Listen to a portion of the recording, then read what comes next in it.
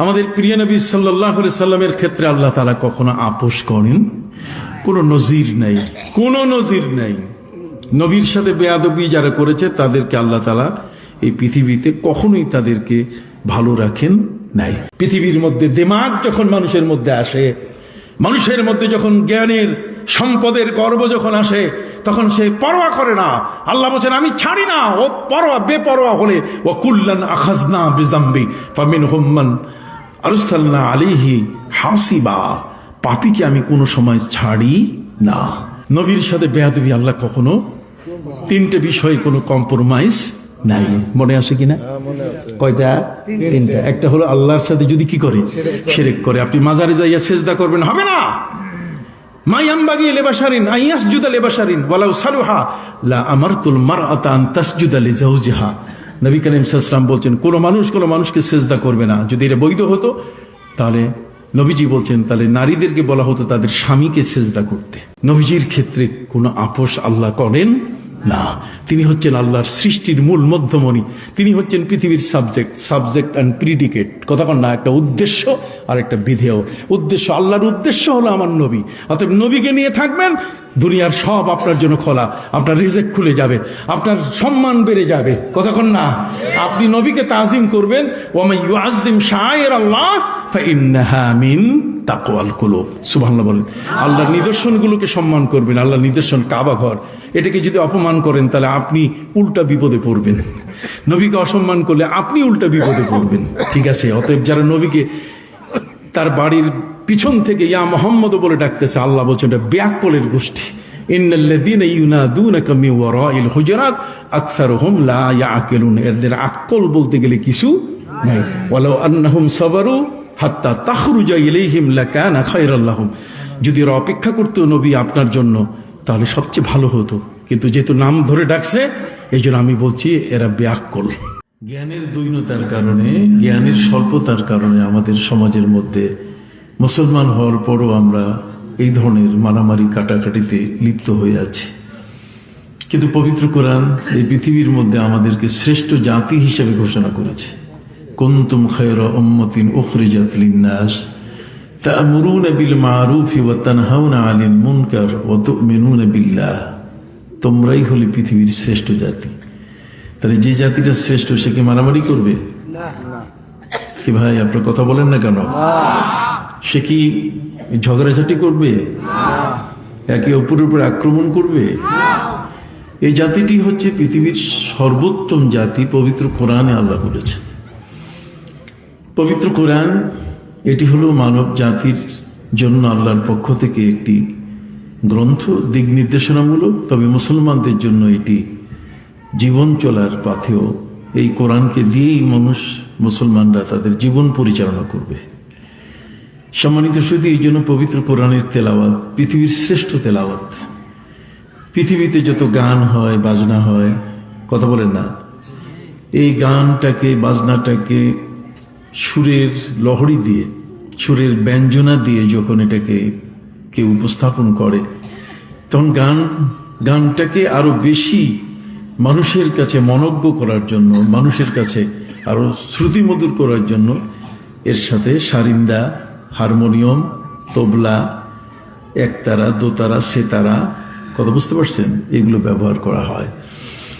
কিন্তু পবিত্র কোরআন তেলাওয়াতের ক্ষেত্রে কখনো কি ঢোল তবলা ব্যবহৃত হয়? একটু হাত উঁচু করে বলেন, হয় নাকি? না। পবিত্র কোরআন তেলাওয়াতের ক্ষেত্রে কখনো এই একতারা, দোতারা আর সেতারা, কথা বুঝতে পারছেন, সেতারা মানে তিন তার যেটার আছে, ঠিক এমনি করে কোনো বাদ্যযন্ত্র ব্যবহার করে কোরআনের আয়াত তেলাওয়াত করা হয় না। অথচ পবিত্র কোরআন এমন একখানা কিতাব, এটি আল্লাহর বাণী। এটা যত পড়ি তত মধুর মনে হয়।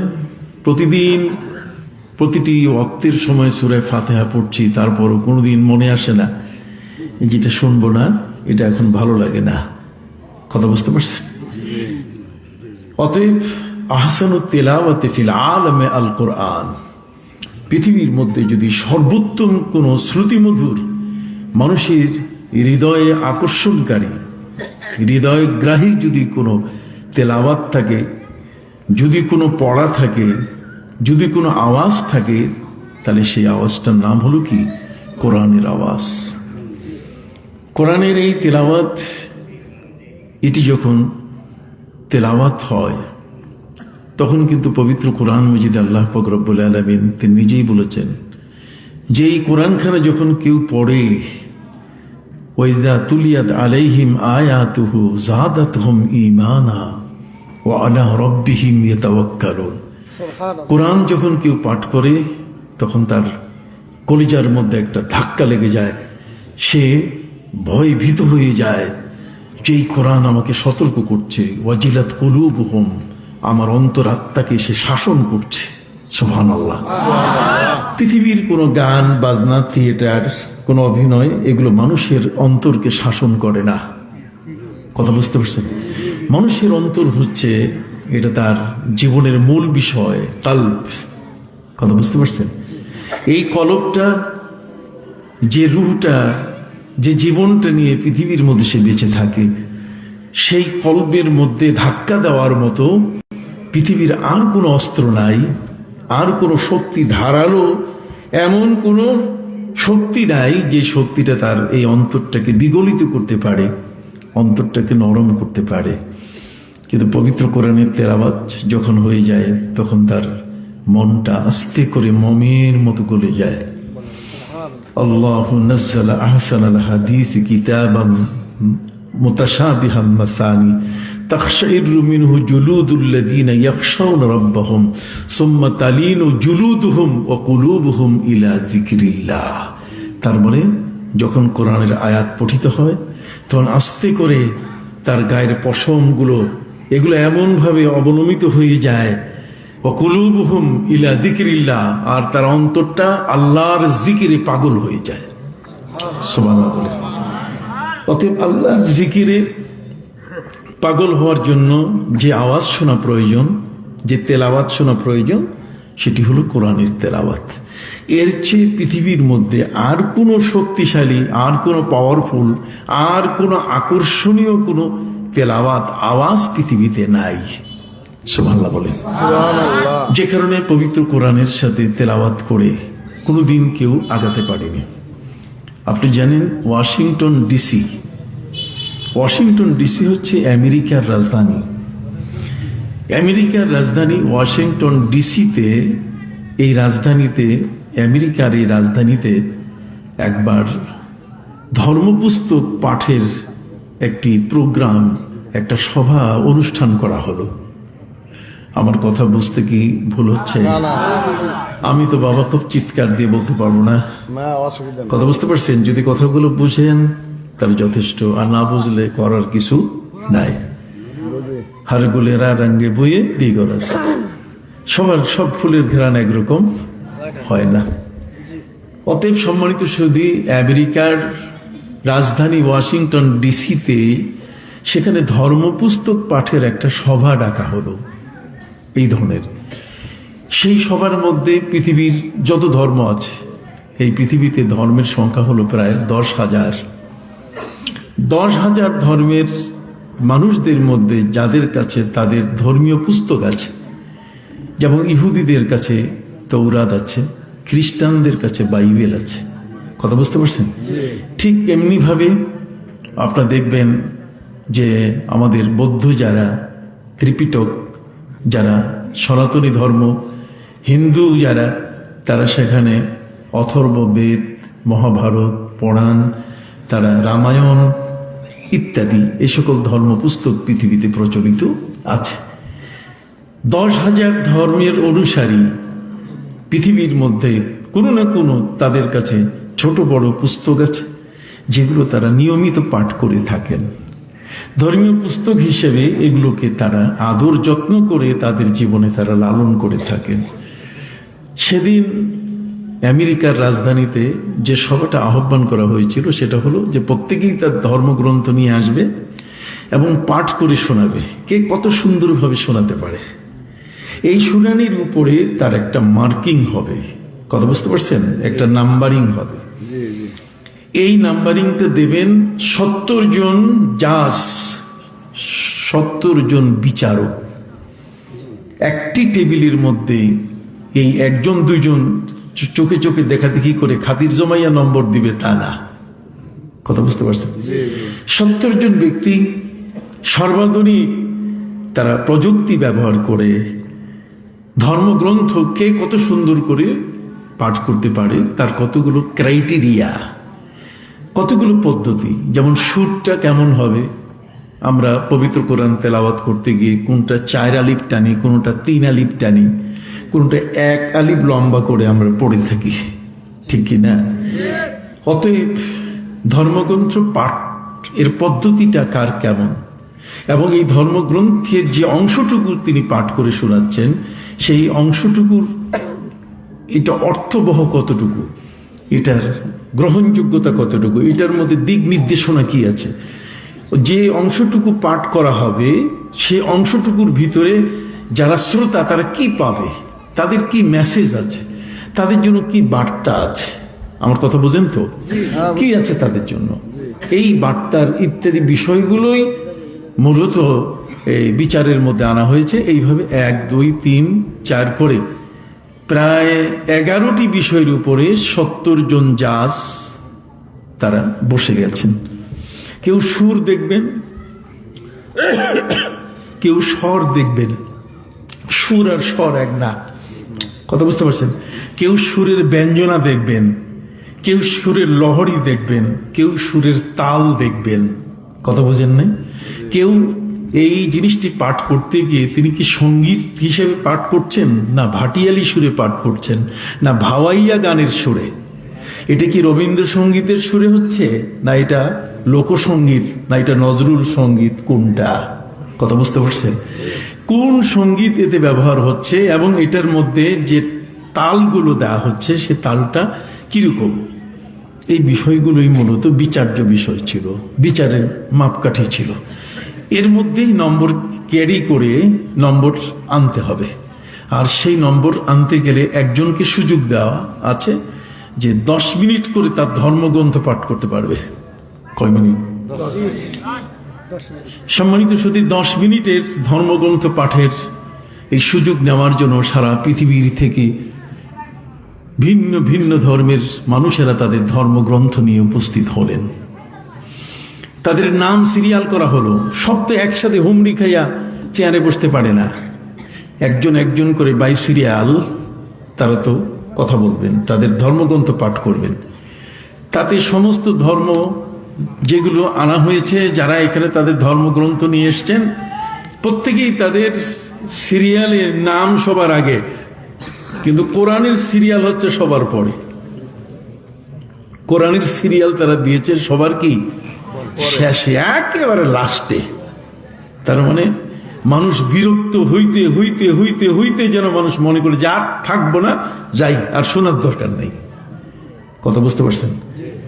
কারণ 10,000 ধর্ম, আর 10,000 ধর্মের মধ্যে যে বইগুলো, যে ধর্মীয় গ্রন্থগুলো পাঠ করা হবে সেগুলোর সংখ্যাও তো কম না।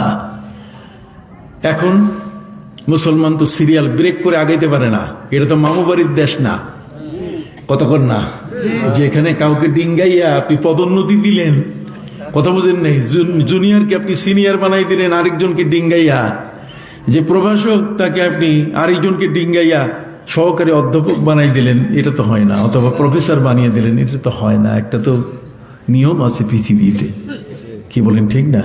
বল ফদল লিল মুতাকাদ্দিম, কথা বুঝতে পারছেন? যে আগে সে আগেই সম্মান পাবে। অতএব সম্মানিত সুধী, ধর্মগ্রন্থ পাঠ শুরু হয়ে গেল। প্রথম নম্বরে শ্রী ভগবত গীতা। গীতার পাঠ যখন শুরু হয়ে গেল, গীতার পাঠ শুরু হওয়ার এক পর্যায়ে এসে মাত্র 3 থেকে 4 মিনিট টিকতে পারছে, এরপরেই ওম শান্তি। কথা বুঝতে পারছেন? তারপরে তাদের ধর্মগ্রন্থ পাঠ 4 মিনিট 3 মিনিটের বেশি তারা করতে পারে না। সংস্কৃত ভাষায় তাদের এই ধর্মগ্রন্থ পাঠ করতে গিয়ে 4 মিনিটেই ফিউজ। কথা বুঝতে পারছেন? এরপরে বাইবেল আসলো, এরপরে জেন্দাবেস্তা আসলো, এরপরে ত্রিপিটক আসলো, তৌরাত আসলো, সবগুলো একের পরে এক তারা পাঠ করলেন, কিন্তু কেউ 4 মিনিটের উপরে সময় নিতে পারে নাই। এক পর্যায়ে এসে মুসলমানের কোরআন তেলাওয়াতের জন্য আহ্বান জানানো হলো যে এবার মুসলমানের কোরআন পাঠ হবে। আলহামদুলিল্লাহ। গ্যালারিতে হাজার হাজার মানুষ দর্শক বসা, গ্যালারি ফুল। সেখানে ওই গাধার ছাগল আর গরুগুলো বসে নাই, কথা বলেন। সেই গ্যালারিগুলোতে যারা বসেছে তারা বিচক্ষণ, তারা কোনো না কোনো এই ধরনের বিজ্ঞ ব্যক্তি, ব্যবসায়ী, জ্ঞানী, পণ্ডিত, কথা বল না, এই মানুষগুলো তারা বসছে। কারণ ধর্মগ্রন্থ এটা যারা নাড়াচাড়া করে, পৃথিবীর মধ্যে বর্তমান ধর্ম যারা পালন করে তাদের সংখ্যা হলো ৭৭%। ৭৭% মানুষ পৃথিবীতে ধর্ম পালন করে, কথা বুঝতে পারছেন? আর 23% মানুষ কোনো ধর্ম মানে না। এই 23% মানুষরা হলো নাস্তিক, আর 77% মানুষ হলো আস্তিক। তারা কোনো না কোনো ধর্ম মানে, কথা বলেন না, কোনো না কোনো কি ধর্ম মানে। যেমন আমাদের ধর্মের মধ্যে জমি ভাগ হয় কবে?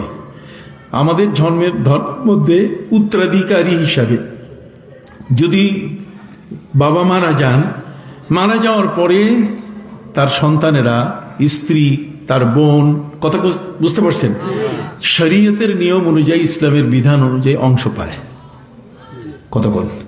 তাহলে আমাদের অংশ বন্টনের নিয়ম হচ্ছে মারা যাওয়ার পরে। আর এই পার্শ্ববর্তী হিন্দু রাষ্ট্রের মধ্যে সেখানে একটা ধর্ম আছে, মারাত্তিয়া ধর্ম। সেই ধর্মটার নিয়ম হচ্ছে যে কোনো মা বাবার ঘরে যেদিন সন্তান জন্ম নিল, সন্তানটা মায়ের পেট থেকে মাথা বাইর করলেই সে বাপের সম্পদ, মায়ের সম্পদের মালিক হয়ে যায়, কথা বল। শিশু জন্ম নেওয়ার সাথে সাথে সে বাবা অথবা মায়ের সম্পদের কি হয়ে যায়। আর আমাদের ইসলাম ধর্মের নিয়ম হলো যে বাবা অথবা মা তারা যদি কেউ মারা যান, তাহলে মারার পরে মৃত্যু পরবর্তী উত্তরাধিকারী হিসেবে তারা সম্পদ পাবে। আপনি কি বুঝতেছেন এখন? মাশাআল্লাহ, যদি বুঝে থাকেন তবে সংক্ষেপে আমি আমার কথাগুলো আপনাদের কাছে বলে যাব। আমি একটি কঠিন এবং জটিল আয়াত আপনাদের সামনে তেলাওয়াত করেছি। আমি এই প্রসঙ্গটা টেনেই আপনাদের কাছ থেকে বিদায় নেব। সম্মানিত সুধী, এই ধর্মগ্রন্থগুলো পাঠ করতে গিয়ে যারা পাঠ করে শোনাচ্ছেন 4 মিনিটের বেশি সময় তারা নিতে পারেন নাই, কিন্তু সময় ছিল কতক্ষণ? 10 মিনিট। একটা ছেলে পরীক্ষা হলে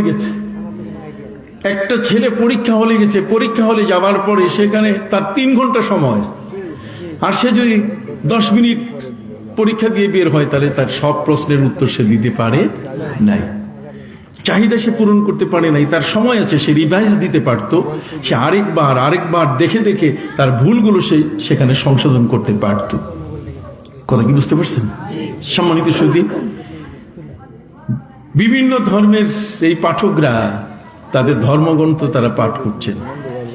সম্মানিত সুধী, কিন্তু কোরআনের সিরিয়াল ছিল সবার কি? আবার বলেন, কোরআনের সিরিয়াল ছিল সবার কি?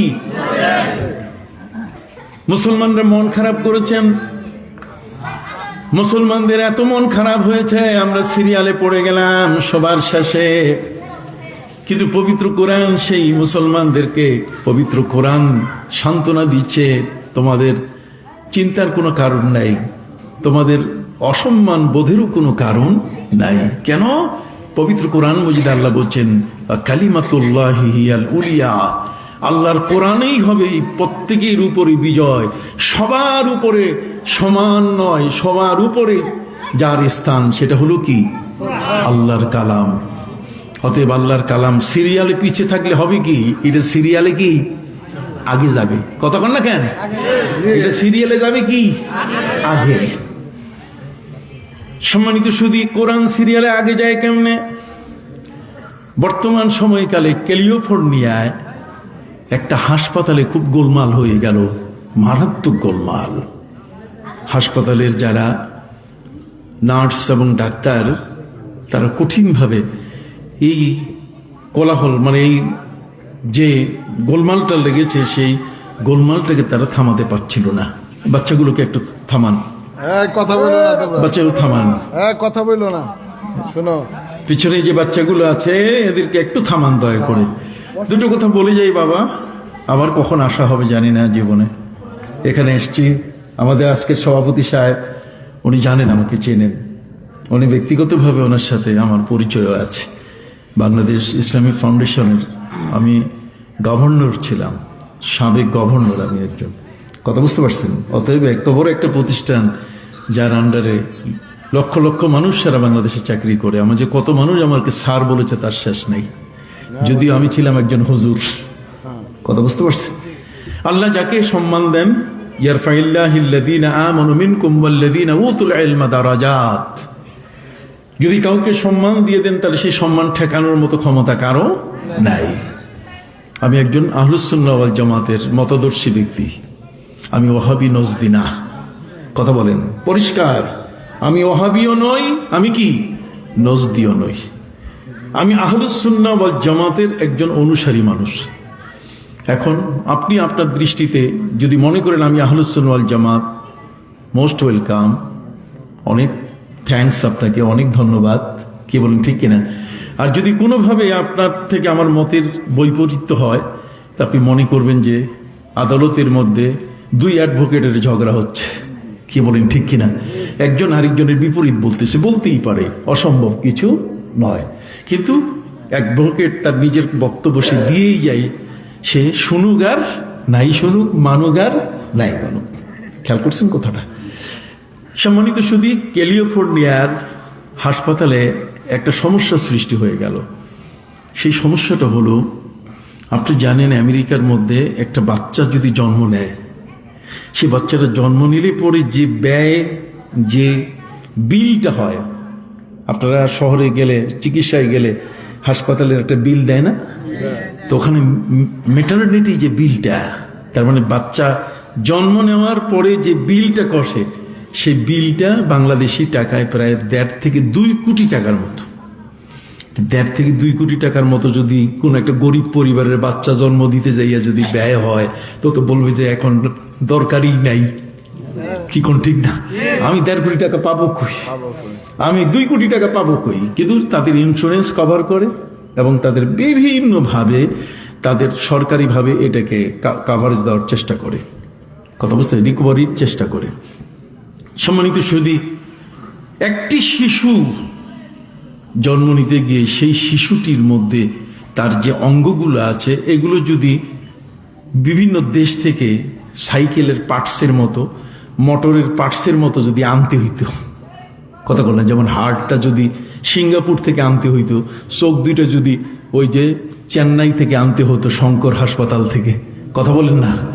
ঠিক এমনি করে এই কিডনিটা যদি চীনের ওহান থেকে আনতে হতো, লিভারটা যদি আমেরিকা থেকে আনতে হতো, কতক্ষণ না? ঠিক এমনি করে ফুসফুসটা যদি বামনগ্রাম ব্যাংকক থেকে আনতে হতো, তাহলে এইগুলোই আনতে আর নাট বল্টু টাইট করতে করতে যান কি শেষ। কতক্ষণ না? কিন্তু আল্লাহ পাক রব্বুল আলামিন মায়ের পেটে যে সময়টা তিনি নেন, সেই সময়টা প্রায় 10 মাস 10 দিনের কথা আমরা বলে থাকি। এই 10 মাস 10 দিনের এই পিরিয়ডটাতে একটি সন্তান মায়ের পেটে যখন থাকে, আল্লাহ পাক রব্বুল আলামিন 4 মাসের বয়সে ওই শিশুটির ভেতরে রূহ, তার জীবনী শক্তি দিয়ে দেন। আর এই জীবনী শক্তি পাওয়ার পরে সেই শিশুটি আস্তে আস্তে মায়ের যে পেটের মধ্যে ফুল থাকে, কতক্ষণ না, এই ফুলটাই তাকে মায়ের খাবারটা তার কাছে ট্রান্সফার করে। কথা বুঝতে পারছেন? তার মায়ের পেটে যে ফুলটা এটা মায়ের পেটে মা যা খান, এই পেটে যে ফুলটা থাকে বাচ্চাদানিতে, এইটা সেকে, তার মানে এটাকে রিফাইনারি করে সুন্দর এই খাবারটা আমি যখন মায়ের গর্ভে ছিলাম তখন আল্লাহ তাআলা আমাকে ওইভাবে আমার দেহের মধ্যে দেওয়ার ব্যবস্থা করেছেন। সুবহানাল্লাহ। সম্মানিত সুধী, এমন একটি শিশু জন্ম নিতে গিয়ে তার চক্ষু ঠিক আছে, তার হার্ট ঠিক আছে, তার কিডনি ঠিক আছে, তার লিভার ঠিক আছে, তার ফুসফুস ঠিক আছে, তার অঙ্গ প্রত্যঙ্গগুলো নিয়ে সে পৃথিবীতে এসছে। এমন একটা শিশু জন্ম নিতে যদি 1.5 কোটি টাকা ব্যয় হয়, তাহলে সেই শিশুটির একটা হার্ট, একটা মানুষের একটা হার্ট যদি কেনার প্রয়োজন হয়, কত করলা? যেমন এখন হার্ট ট্রান্সপ্লান্ট চলছে, কিডনি ট্রান্সপ্লান্ট হয়, লিভার ট্রান্সপ্লান্ট হয়, মানুষের লিভার কেটে, ছেলের লিভার কেটে বাপের লিভারে লাগাই দিচ্ছে, ভাইয়ের কিডনি বোনের কিডনির সাথে যোগ করে বাঁচার ব্যবস্থা হচ্ছে, মরা মানুষের চক্ষু দিয়া ওই যে মানুষটা জিন্দা তার চোখের পাওয়ার আনা হচ্ছে, কথা বল। এই যে ঘটনাগুলো একের পর এক ঘটছে, যদি পৃথিবীর মধ্যে এগুলো দাম দিয়ে কিনে কিনে আমেরিকা, এগুলো ব্যাংকক, চেন্নাই, শঙ্কর, এই সিঙ্গাপুর থেকে যদি আনতে হতো, তাহলে আমরা ফকির মানে কাকে বলে, মিসকিন কাকে বলে, কথা বোঝেন নাই, আমরা পারতাম না। এর আগেই কবরে হাড় হাড্ডি সবগুলো মাটির সাথে মিশে যেত, কথা বলেন। আমার আল্লাহ কত বড় মহান, মায়ের পেটে এত বড় দামি জিনিসগুলোকে তিনি এমন ভাবে সেটিং করে দিয়েছেন, যদি অক্সিজেনটা সিলিন্ডারের মতো, যেই সিলিন্ডারে গ্যাস থাকে আগুন জ্বলে, ওইরকম ভাবে যদি অক্সিজেনটা সিলিন্ডার দিয়ে নিতে হইতো, তাহলে সিলিন্ডার কাঁধের মধ্যে ঝুলাইয়া আপনি কোন বাজারে যাইতেন, আর কোন অফিসে যাইতেন, আর কোন স্কুল কলেজ বিশ্ববিদ্যালয়ে আপনি যাইতেন, আপনার জীবনটা বিপন্ন হয়ে যেত। কথা কি বুঝতে পারছেন? অতএব আল্লাহ পাক রব্বুল আলামিন তিনি এত বড় মহান, যে তার মহানত্ব এত বড় যে সেজদায় পড়ে যদি প্রতিটি মুহূর্ত শুকর আদায় করি, তাহলে তার শুকর আদায় করা শেষ হবে। খালি একবার নয়, দুবার নয়, তিনি বারবার বলেছেন ফাবিআইয়ি আলাই রাব্বিকুমা তুকাজ্জিবান, আমার যে নিয়ামত তোমার উপরে দিয়েছি তুমি এগুলোকে অস্বীকার করতে পারবে? তবে তোমার কিডনি, তোমার লিভার, তোমার হার্ট, এগুলো যা কিছু তোমার ভিতরে আমি করে দিয়েছি, শুধু একমাত্র আমার হাবিবের খাতিরে, আমার নবীর খাতিরে। আমার নবী হলেন মূল মধ্যমণি, আমার নবী হলেন মূল। আমার নবীকে সৃষ্টি করার ইচ্ছা না থাকলে তোমাদের কাউকে বানাইতাম না। তুমি আজকে চিল্লি করো নবীকে নিয়ে, একটু দাঁড়াইয়া ইয়া নবী সালাম আলাইকে বললেই তোমার মেরুদণ্ড সোজা হয় না। তুমি বসে থাকো, আর শ্বশুর আসলে আব্বা আব্বা কইয়া একেবারে স্ট্যান্ড আপ, কথা বুঝেন নাই, একে মেরুদণ্ড তোমার স্পাইনাল কর্ড একেবারে সোজা হয়ে যায়। ইয়া নবী সালাম আলাইকা বলতে গেলেই তুমি কাইত হও, শীত হও, তুমি বসে পড়ো, তোমার আর কোমর সোজা হয় না। তুমি জানো সেই নবীকে, যেই নবী তোমার উপরে, তোমার বাবাকে তুমি চিনো না, তোমার বাবাকে চিনিয়ে দিয়েছেন তোমার মা, কথা কন না। মা যদি না বলতেন যে আমার বাবা, আমি কোনোদিন তাকে বাবা হিসেবে স্বীকার করতাম না, কথা বলেন। মা আমাকে শিখাই দিয়েছেন, মা আমাকে বলছেন তোর বাবা। আমার আল্লাহ আমাকে শিখিয়ে দিয়েছেন তোমার উনি নবী। অতএব লা তারফাউ আসওয়াতাকুম ফাওকা সাওতিন নবী, তার সামনে জোরে কথা বলা যাবে না, কথা বলেন না, তার সামনে জোরে কথা বলা যাবে না। ওয়ালা তাজহারু লাহু বিল কাওলি কাজহরি বাযিকুম লিবাস আন তাহবাতা আমালুকুম ওয়া আনতুম লা তাশউরুন। আমল শেষ হয়ে যাবে, বরবাদ হয়ে যাবে, তুমি শেষ হয়ে যাবে, কথা বুঝতে পারছেন? এমন এক মহান নবী যাকে আল্লাহ পাক রব্বুল আমিন ডাকার ভাষা শিখাই দিয়েছেন, কথা কোন।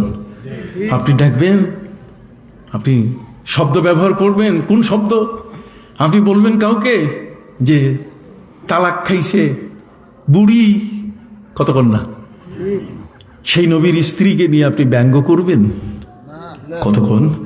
অথচ সেই নবী সাল্লাল্লাহু আলাইহি ওয়াসাল্লামের মহান মর্যাদা এত বড়, আল্লাহ বলছেন আমি তার নাম ধরে কোথাও ডাকি নেই, আমি তাকে ইয়া আইয়ুহাল মুযাম্মিল বলে ডেকেছি, আমি তাকে বলেছি ইয়া আইয়ুহাল মুদ্দাসসির কুম ফাআনজির ওয়া রাব্বাকা ফাকাব্বির ওয়া সিয়াবাকা ফাতাহির ওয়া রুজুজা ফাহজুর ওয়া লা তামনুন তাস্তাকসির।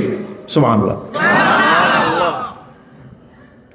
আমার প্রিয় নবীকে আমি কোনোদিন তার নাম ধরে ডাকি নাই, ইয়া মুহাম্মদ বলে ডাকি নাই। ইন্নাল্লাযীনা ইউনাদুনাকা মিন ওয়ারাইল হুজুরাত আকসারুহুম লা ইয়াকিলুন। যারা নবীর ঘরের পেছন থেকে, নবীর বাড়ির পেছন থেকে যারা নবীকে মোহাম্মদ মোহাম্মদ বলে ডাকে, আল্লাহ বলেন বেআক্কলের গোষ্ঠী, আক্কল নাই, জ্ঞান নাই, বেয়াদব, কথা বল না। আল্লাহ তারে বলতেছে বেআক্কল, তো বেআক্কল যার আক্কল নাই ওর আদব আছে, কথা বলেন না কেন? আপনার এই পক্ষে নাকি ওদের পক্ষে নাকি? বলেন তো কারা নবীর পক্ষে? হাত উঠে আল্লাহ কবুল, নারায়ে তাকবীর, আল্লাহু আকবার। সম্মানিত সুধী বন্ধুরা আমার, পবিত্র কোরআন মজিদে আল্লাহ তাআলা এমন স্পটগুলো আমাদেরকে দেখাই দিয়েছেন যেখানে আমরা ভুল করতে পারি, কথা কর না। এমন এমন পয়েন্টগুলোতে তিনি আমাদেরকে দেখিয়ে দিয়েছেন যেখানে আমরা কি করতে পারি, ভুল করতে। এবং সেই ভুলগুলো এমন একটা ভুল সেই ভুলটাতে আল্লাহ তাআলা ক্ষমা করবেন না। কোনো কম্প্রোমাইজ নাই পৃথিবীতে। 3টি বিষয়ে আল্লাহর কোনো কম্প্রোমাইজ নাই। কয়টা? 3টি বিষয়ে আল্লাহর কোনো কম্প্রোমাইজ নাই। একটা হলো যদি আল্লাহর সাথে কেউ শিরক করে, ইন্না শিরকা লাযুলমুন আযীম, এটা আল্লাহর উপরে বিশাল বড় জুলুম। আল্লাহ শিরকটাকে মেনে নেন না। এটার ছোট্ট একটা উদাহরণ, কোনোদিন এই উদাহরণের জন্য আসে না, উপমায় আসে না। সেটা হলো কোন স্বামী যদি তার স্ত্রীর সাথে ওই বিছানায় অন্য কোনো ব্যক্তিকে দেখে, এটা কি কোনোদিন মেনে নেবে? নাউযুবিল্লাহি মিন যালিক। কোনোদিন সে মেনে নেবে না। কথা খেয়াল করেছেন? অতএব পৃথিবীর এমন কতগুলো বিষয় আছে যে বিষয়গুলোতে সেখানে কিন্তু মেনে নেওয়ার প্রশ্ন নাই। কথা খেয়াল করেছেন? আল্লাহ বলছেন ইন্না শিরকা লাযুলমুন আযীম। শিরক হচ্ছে সবচেয়ে বড় গুনাহ। আর একটা হচ্ছে আমার নবীকে যদি কেউ কষ্ট দেয়, আমি তাকে ছাড়ি না। আবু লাহাব নবীকে কষ্ট দিয়েছে, আবু লাহাবের স্ত্রী নবীর পথে কাটা দিয়েছে, ছাড়ি নাই। বলে দিয়েছি, ঘোষণা দিয়েছি, বিশ্বকে জানিয়ে দিয়েছি কি করেছি। তাব্বাত ইয়াদা আবি লাহাবিন ওয়া তাব মা আগনা আনহু মালুহু ওয়া মা কাসাব سيصلى نارا ذات لهب وامرأته حمالة الحطب في جيدها حبل من مسد। সুবহান আল্লাহ বলেন। নবীর সাথে বেয়াদবি, আপন চাচা। আল্লাহ বলছেন নো, চাচা আর ফুফা আর খালু আর হুজুর, বিশাল বিশ্ববিদ্যালয় থেকে ডিগ্রি পাওয়া, নো কম্প্রোমাইজ। কথা বলেন, তুমি বিশাল বড় পাগড়ি মাথায় দিয়ে আছো, নবীর সাথে কথা বুঝে গেছে। তুমি বিশাল বড় ডিগ্রি নিয়েছো, বিদেশি ডিগ্রি দিয়ে তোমার হাত পাও সব ভর্তি। কথা বললা, মানুষ দেখলেই তোমার কপাল চুমা দেয়, কিন্তু তোমার মুখটা নবীর শানে এমন অকথ্য কথা বের করে যে মুখের কথায় সারা পৃথিবীর মানুষ তোমার উপরে নিন্দা জানায়। কথা কর না। অতএব তুমি যেই হও না কেন, নবীকে কষ্ট দিলে আমি তাকে ছাড়ি না। ইন্নাল্লাযীনা ইউযুনাল্লাহা ওয়া রাসূলাহু লা'নাহুমুল্লাহু ফিদ দুনিয়া ওয়াল আখিরাহ ওয়া আ'আদ্দা লাহুম আযাবাম মুহিনা। আল্লাহ পাক রব্বুল আলামিন তিনি বলছেন, যে সমস্ত ব্যক্তি নবীকে কষ্ট দেয়, আল্লাহকে কষ্ট দেয়, আল্লাহ বলছেন আমি দুনিয়ায়ও ছাড়ি না, আখিরাতেও কি ছাড়ি না। লা'নাহুমুল্লাহু ফিদ দুনিয়া ওয়াল আখিরাহ ওয়া আ'আদ্দা লাহুম আযাবাম মুহিনা। আর তার জন্য আমি প্রস্তুত করে রেখেছি কিয়ামতের ময়দানে আমি তাকে এত অপমানের শাস্তি দিব, যে শাস্তিটা তার জামাইয়ের সামনে সে পাবে, তার শ্বশুরের সামনে পাবে। কতক্ষণ না আছে না অনেক সময়, যদি শ্বশুরের সামনে জামাইকে ধরে কেউ যদি পিটায়, তাহলে জামাই লজ্জা পায় না? কথা কথা আল্লাহ বলছেন এমন ভাবে আমি অপমান করব, যে অপমানটাতে সে অপমান বোধ করবে, হায় হায় হায়, এরা তো সবাই আমাকে ভালো জানছে, এখন দেখি আমার পাছায় লাঠি মারতেছে। কথা কর না, আমার পাছায় লাঠি মারতেছে, আমার পাছায় লাঠি দিচ্ছে। কথা খেয়াল করেছেন? বি কেয়ারফুল, খুব সাবধান। এই মুখটা, এই চোখটা, এই মাথাটা, এই মগজ, এই হাত পা, প্রত্যেকটাকে কন্ট্রোলে রাখার জন্য আল্লাহ আমাদেরকে ব্যবস্থা দিয়েছেন। খারাপ কিছু দেখবেন, চোখটা বন্ধ করেন। খারাপ কিছু মুখ থেকে বের হয়ে যাবে, 2 ঠোঁট দিয়ে চেপে ধরেন, বলবেন না।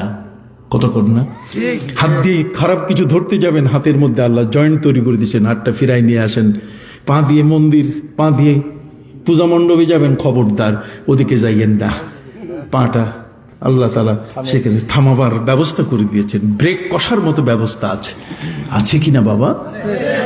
আপনারা কি বেজার হচ্ছেন?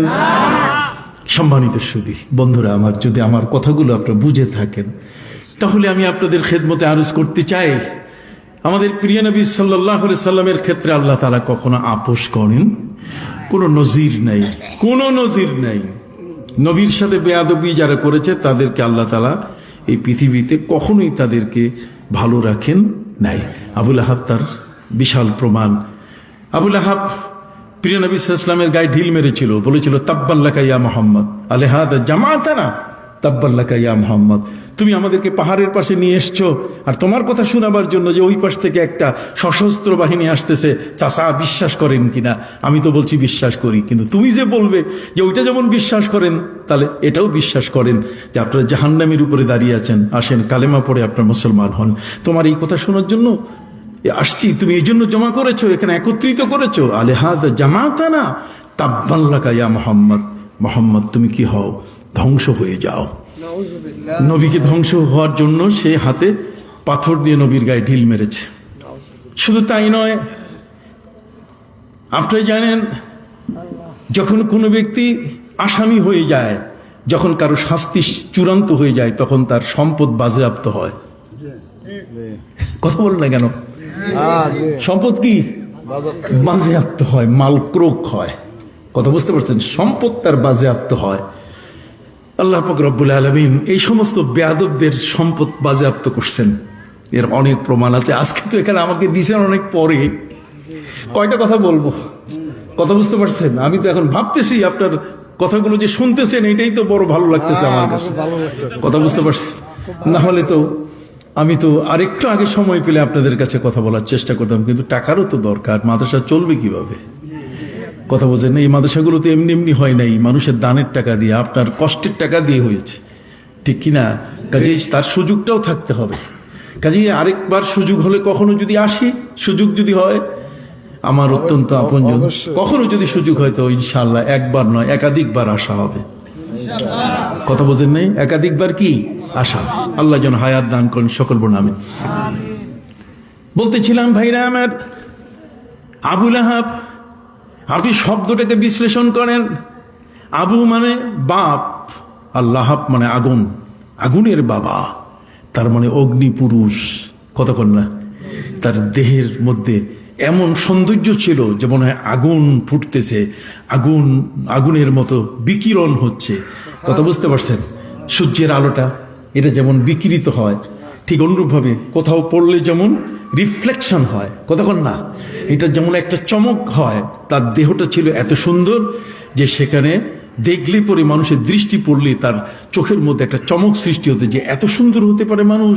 আবু লাহাব, আবু লাহাব মানে অগ্নি পুরুষ, তার মানে অতি সুন্দর একজন, বিশ্ব সুন্দর একজন মানুষ। বিশ্ব সুন্দর মানুষটা কাজটা করছে কি বিশ্ব সুন্দরের মতো? কথা বলেন না? সাবধান, আপনি বড় আলেম হতে পারেন, সাবধান আপনি বড় জ্ঞানী হতে পারেন, সাবধান আপনি অনেক কিছু ফতোয়া দিতে পারেন, ফতোয়াবাজ হতে পারেন আপনি। কথা বুঝতে পারছেন? কিন্তু আপনাকে মনে রাখতে হবে যে সব জায়গায় সব ফতোয়া চলে না। আপনি একটি ফতোয়া দিবেন, সেই ফতোয়াতে হয়তো আপনাকে ক্ষমা করা হবে বা আপনার ফতোয়া গ্রহণযোগ্য হবে না, কিন্তু নবীর বেলায় যখন আপনি কথা বলবেন, তখন কিন্তু আল্লাহর ফিরিস্তারা পাশে দাঁড়াইয়া সাথে সাথে সেটা কোট করে ফেলে যে এই কথাগুলো কখনো এটা আর দ্বিতীয়বার সে যদি বলে, তৃতীয়বার যদি বলে, যতবার বলবে, মা ইয়ালফিজু মিন কাউলিন ইল্লা লাদাইহি রাকিবুন আতীদ, তার কথাগুলোকে ভিডিও অডিও করার জন্য ফিরিস্তা পাশে দাঁড়ানো থাকে, কোনো ছাড় নাই।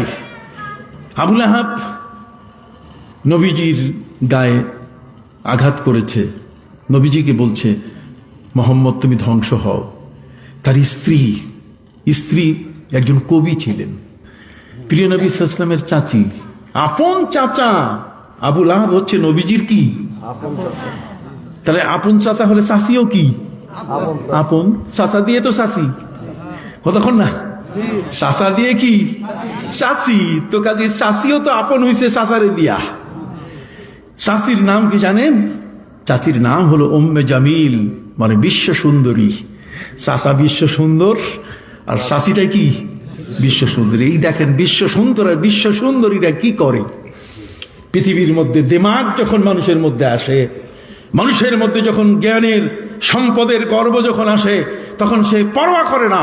আল্লাহ বলেন আমি ছাড়ি না। ও পরোয়া বেপরোয়া হলে ও কুল্লান আখাজনা বিজাম্বি ফামিনহুম মান আরসালনা আলাইহি হাসিবা, পাপীকে আমি কোনো সময় ছাড়ি না। আল্লাহ বলেন পাপীকে আমি কোনো সময় ছাড়ি না। ওয়া কুল্লান আখাজনা বিজাম্বি ফামিনহুম মান আরসালনা আলাইহি হাসিবা, আমি কারো উপরে আগুনের বৃষ্টি দিয়ে আমি তাদেরকে পড়াইয়া শেষ করে ফেলি। কথা বল না? ওয়া মিনহুম আখাযাতহুমুস সাইহা, আর কারো কানের মধ্যে বজ্র নিনাদ বিরাট আওয়াজ দিয়ে আমি তাদের কানের পর্দা ফাটাইয়া মাটিতে লাশ বানাই দেই, কওমে আদ সামুদ। কথা বল না? ঠিক অনুরূপ ভাবে অমিন হুম্মান আগরাকনা, আর কাউকে তো আমি পানিতে চুবাইয়া মারছি। কথা বল না? কাউকে তো আমি পানিতে চুবাইয়া কি মারছি, আর কাউকে আমি জীবন্ত মাটিতে কবর দিয়েছি। সুবহানাল্লাহ বলেন। ক্ষমতা কার? আবার বলেন, ক্ষমতা কার? আল্লাহর। অতএব সেই মহান আল্লাহর সাথে বাটপাড়ি আল্লাহ পছন্দ করেন? কোনোদিন তার সাথে কোনো লোক যদি বাড়াবাড়ি করে আল্লাহ তাআলা তাকে সহজে ছাড়েন না। অতএব আবুল আহাবের স্ত্রী বিশ্ব সুন্দরী উম্মে জামিল, এই উম্মে জামিল এই বিশ্ব সুন্দরীটা কি করতো জানেন? আবুল আহাব তো নবীর বিরুদ্ধে তার গায়ে ঢিল মেরেছে, আর তার স্ত্রী ওই জঙ্গলে যাইয়া সবচেয়ে বড় লম্বা লম্বা কাটা কেটে কেটে থলির মধ্যে ব্যাগের মধ্যে ভরে ভরে নিয়ে আসতো। আর নবী করিম সাল্লাল্লাহু আলাইহি সাল্লাম যে পথ দিয়ে হাঁটতেন সেই পথের মধ্যে গর্ত করে ওই কাটাগুলো গেড়ে রাখত, যাতে আমার নবী কষ্ট পান, নবীর পায়ে যেন বিধে। এই উম্মে জামিল আবুল আহাবের স্ত্রী, তার আরেকটা সবচেয়ে বড় ব্যাপার ছিল, খারাপ যে ব্যাপারটা, সেটা হলো সে আমার নবীকে মোহাম্মদ বলে কখনো সে ডাকতে রাজি ছিল না। আমার নবীকে সে মোহাম্মদ বলতোই না, বরং আমার নবী সাল্লাল্লাহু আলাইহি ওয়াসাল্লাম কে সে বলতো মুজাম্মাম। মুজাম্মাম মানে নিকৃষ্ট। দেখছেন, ঘরের চাচি নবীকে বলতেছে কি নিকৃষ্ট, মুজাম্মাম, মোহাম্মদ বলে না। কথা খেয়াল করেছেন? উম্মে জামিল প্রিয় নবী সাল্লাল্লাহু আলাইহি সাল্লামের পথে ওই জঙ্গল থেকে আনা কাটাগুলো মাটিতে লুকিয়ে বিছিয়ে রাখতো, যাতে নবীজির পা বিঁধে কাটায় নবী কষ্ট পান। সম্মানিত শুধু আমার আল্লাহ বলছেন, পৃথিবীর মধ্যে ক্যামেরা আছে, কিন্তু আমার ক্যামেরাটার মতো পৃথিবীতে আর কোনো এত শক্তিশালী ক্যামেরা নাই। কথা বলেন? আল্লাহর ক্যামেরা হচ্ছে ওয়াইনুল্লাহি জারিয়া, ওয়াইনুল্লাহি জারিয়া। আল্লাহর চক্ষু হচ্ছে একটা জীবন্ত ক্যামেরা। অতএব আপনি যেখানেই থাকবেন সেখানেই আপনার ছবি উঠছে। এই যে আপনি এখানে আছেন, এটা প্রত্যেকটা ছবি আলমে মেসালে, ভিডিওর জগৎ, আলমে মেসাল, অডিওর জগৎ, ভিডিওর জগৎ থেকে আপনার, সেখান থেকে কিন্তু আপনার দিকে সব ক্যামেরাগুলোকে তাক করে রাখা হয়েছে। আপনি নড়তেছেন, চড়তেছেন, উঠতেছেন, বসতেছেন, হাঁটতেছেন, চলতেছেন, বলতেছেন, সবগুলো সেখানে কি হচ্ছে? ক্যামেরা হচ্ছে। বুঝতে পারছেন বাবা? যদি এই জিনিসটা কোনো ব্যক্তি জানতে পারে যে আমার আল্লাহ তার ক্যামেরা দিয়ে আমার দেখতেছে, তাহলে সে কোনোদিন ঘুষের টাকা নিত না। কতক্ষণ না, সে কোনোদিন সুদের টাকা নিত না, সে কোনোদিন কারো উপরে অন্যায়ভাবে গুলি চালিয়ে গুম করে, কতক্ষণ না, অন্যের সেই ভল্ট থেকে, ব্যাংকের ভল্ট থেকে টাকা পয়সা লোপাট করত না। কিন্তু সে অন্ধ, যেহেতু কোরআনের জ্ঞান তার কাছে নাই। এই আবু বকর সিদ্দিক রাদিয়াল্লাহু তাআলা নুরানি হাফিজিয়া মাদ্রাসায় যে জ্ঞানটা পড়ানো হয়, ওহির জ্ঞান, কোরআনের জ্ঞান, সেই কোরআনের জ্ঞানটা না থাকার কারণে সে পৃথিবীর যে কোনো জ্ঞান আনুক না কেন, ওই জ্ঞানটা এটা তাকে পবিত্র বানাতে পারে না। ওই জ্ঞানের মধ্যে মানুষকে পবিত্র করার শক্তি নাই। কতক্ষণ? আর কোরআনের মধ্যে মানুষকে পবিত্র করার কি আছে? শক্তি আছে। কতক্ষণ না, আমি যে ভাষায় বলি সে ভাষায় বলেন। কথা বুঝতে পারছেন? কোরআনের মধ্যে আছে কি? আপনাকে আমাকে পবিত্র করার কি শক্তি? ইন্নাল কোরআন ইয়াহদি লিল্লাতি হিয়া আকওয়াম। অতএব কোরআন আমাকে পরিবর্তন করার শক্তি রাখে। আমি যেমন আছি তেমন না, কোরআনের কাছে গেলে তখন কোরআনের মতো আমি হয়ে যাব। কোরআন আমাকে সেভাবে, কিন্তু পৃথিবীর অন্য কোনো শিক্ষা, পৃথিবীর অন্য কোনো জ্ঞান কোনোদিন আমাকে পরিবর্তন করতে পারে না। কথা বল না? আমার ভিতরে অন্ধত্ব সৃষ্টি করে, আমার মধ্যে অপবিত্রতা নিয়ে আসে, আমার মানসিকতা নষ্ট করে, আমার মন নষ্ট করে দেয়, আমার চিন্তা নষ্ট করে। আমি আর মানুষ থাকি না, আমি হয়ে যাই অমানুষ। সম্মানিত শুধু উম্মে জামিল আবুল আহাবের স্ত্রী, আবুল আহাবের স্ত্রী নবীর পথে কি দিত? কাটা দিত। কি আল্লাহ কি এতে খুশি না বেজার? একটু জোরে বলেন না, আল্লাহ খুশি না বেজার? আল্লাহ বলছেন এখন মামলা হয়ে যাবে। কতক্ষণ না, ট্রাইব্যুনাল এখন বিচার শুরু হবে, এখন আর ছাড়া যাবে না। এই স্বামী স্ত্রী দুইজনকেই ছাড়া যাবে না। অতএব একটা পরিবার যখন নবীর বিরুদ্ধে চলে গেছে, আল্লাহ বলছেন আগে আমি তাদেরকে একটু এদের ব্যাপারে একটু পদক্ষেপ গ্রহণ করি। আল্লাহ তাআলা পদক্ষেপ গ্রহণ করলেন কি, আবুল আহাব যেহেতু নবীর গায়ে ঢিল মেরেছে, নবীকে বলছে তাব্বাল্লাকা ইয়া মুহাম্মদ, মুহাম্মদ সাল্লাল্লাহু আলাইহি সাল্লাম আপনি ধ্বংস হন, তুমি ধ্বংস হও। আল্লাহ বলছেন আমার নবী ধ্বংস হবে, আর তুমি ঠ্যাঙ্গের উপরে পা রাখা পৃথিবীর মধ্যে রাজত্ব করবে, মোড়লি করবে, হবে না। আল্লাহ বলছেন তোমার দুহাত, তার মানে তোমার সবকিছু ধ্বংস হয়ে যাক। আল্লাহু আকবার। নবীর সাথে বেয়াদবি আল্লাহ কখনো, তিনটে বিষয়ে কোনো কম্প্রোমাইজ নাই। মনে আসে কিনা? মনে আছে। কয়টা? তিনটা। একটা হলো আল্লাহর সাথে যদি কি করে, শিরক করে। আপনি মাজারে যাইয়া সেজদা করবেন, হবে না। মায়ামবাগি লিবাশারিন আইয়াসজুদা লিবাশারিন ওয়ালাউ সালুহা লা আমারতুল মারআতা আন তাসজুদা লিজাওজিহা। নবী করিম সাল্লাল্লাহু আলাইহি ওয়াসাল্লাম বলছেন কোন মানুষকে সেজদা করবে না। যদি এটা বৈধ হতো তাহলে নবীজি বলছেন তাহলে নারীদেরকে বলা হতো তাদের স্বামীকে সেজদা করতে। কথা বুঝতে পারছেন? শরীয়তের মাপকাঠিতে সবাই থাকবেন, শরীয়তের বাইরে যাবেন না, শরীয়তের বাইরে যাবার চেষ্টা করবেন না। আপনি করলেই পাপ পিছলে যাবে, পাপ পিছলে গেলে তখন আর আপনার নিজেকে আপনি উঠাইতে পারবেন না। আপনি পড়ে গেলে আর আপনাকে উঠাবার মতো কোনো লোক আপনার পাশে এসে দাঁড়াবে না। বুঝতে পারছেন বাবা? অতএব আল্লাহ পাক রব্বুল আলামিন এই আবুল আহাবকে প্রাথমিক পর্যায়ে তিনি তাকে একটা রোগ দিয়ে দিলেন, এর নাম হলো তাউন। কি তাউন? তাউনের মধ্যে একটা প্রকার হলো করুণা।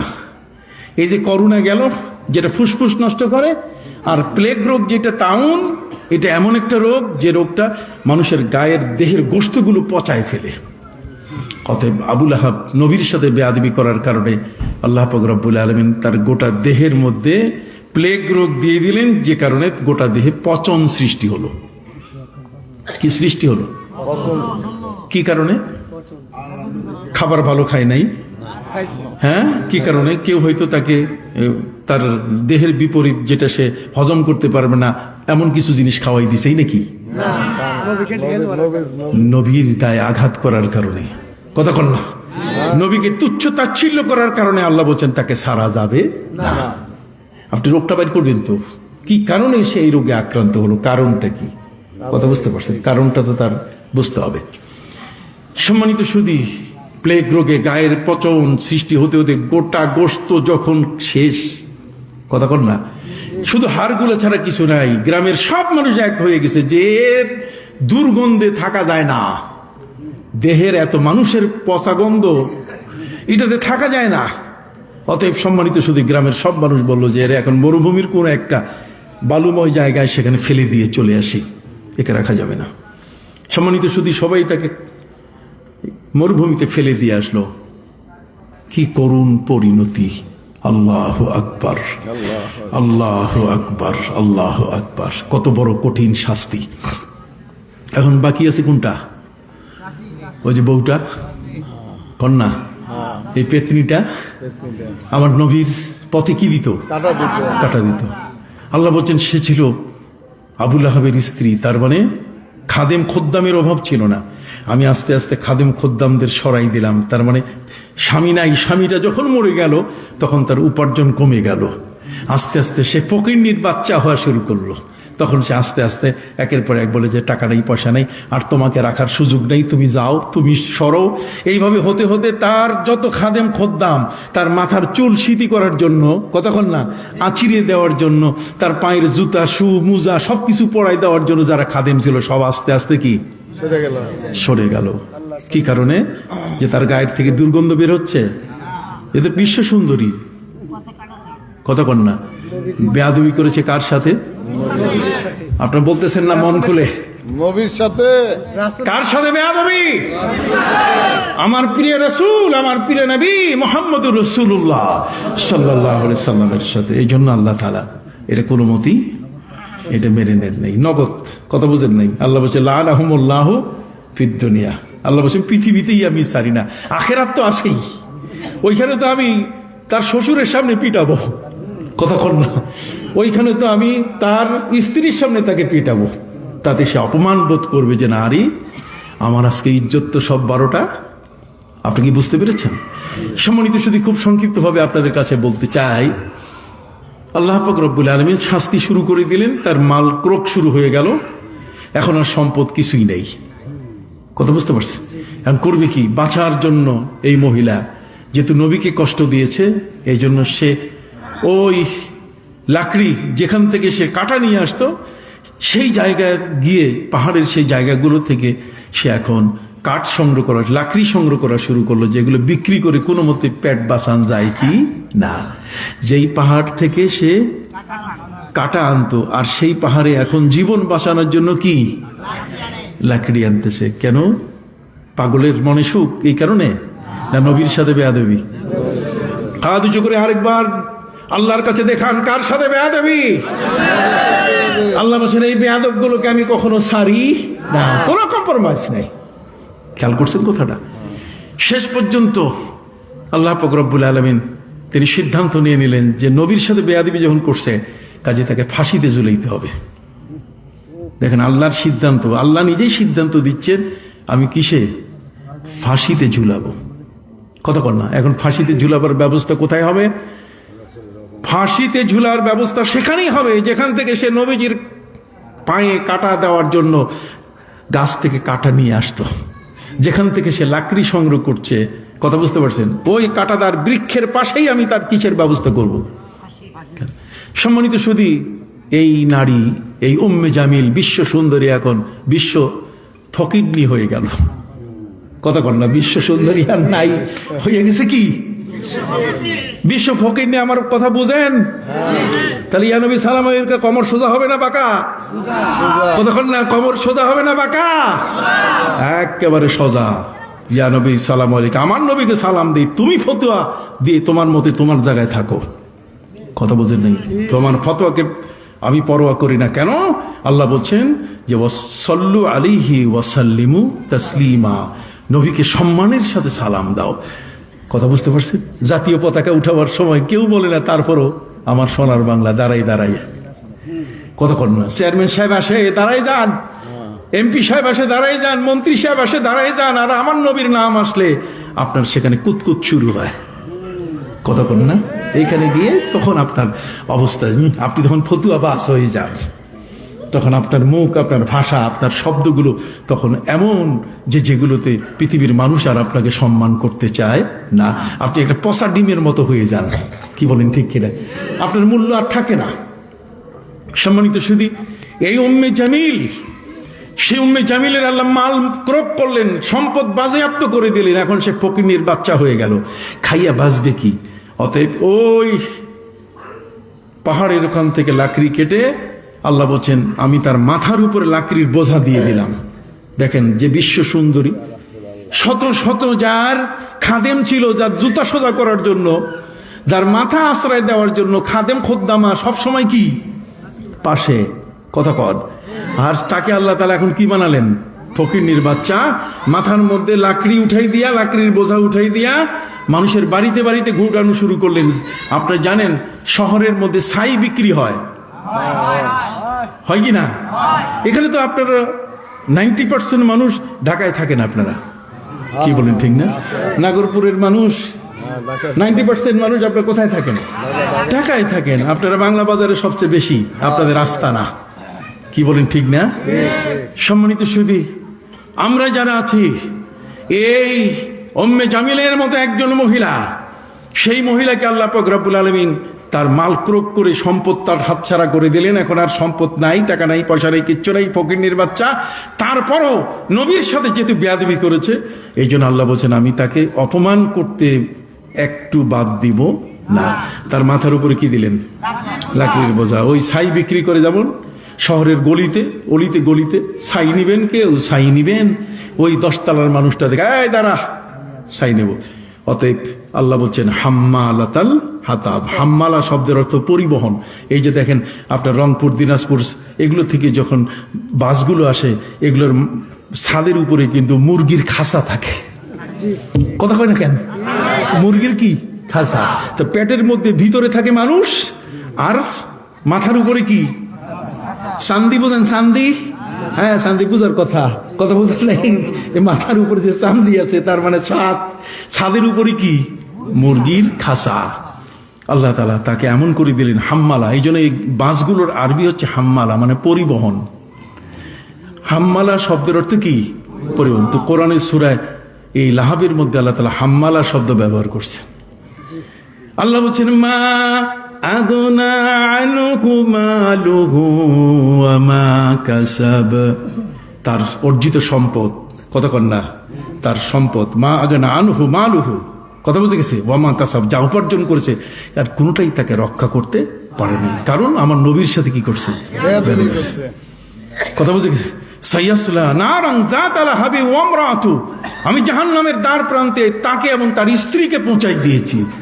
আর হাম্মালাতাল হাতাব, হাম্মালা মানে পরিবহন, মাথাটাকে ওই মুরগির খাসা, তার মানে লাকড়ির বোঝা তার মাথায় উঠাই দিছি। আর বাড়িতে বাড়িতে ঘুরে ঘুরে সে অলিতে গলিতে বলছে লাকড়ি নিবেন কেউ, লাকড়ি নিবেন কেউ। ছাদের উপর থেকে দোতলা, তিনতলা, পাঁচতলা থেকে দিয়ে বলো কিরে, এটা তো সেদিন ছিল পৃথিবীর বিশ্ব সুন্দরী, কথা বলেন না।